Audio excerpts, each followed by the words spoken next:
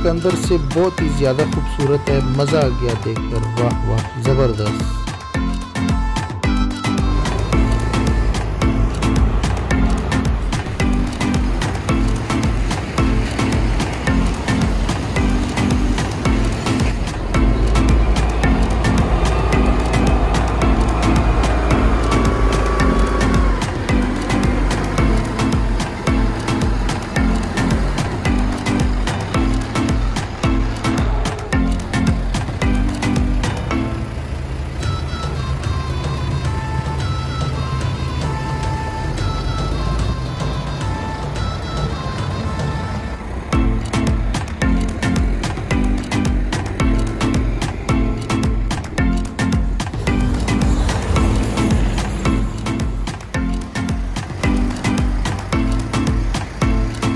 उस्ताद जी ये कहाँ के लिए लोड कर रहे हो माल?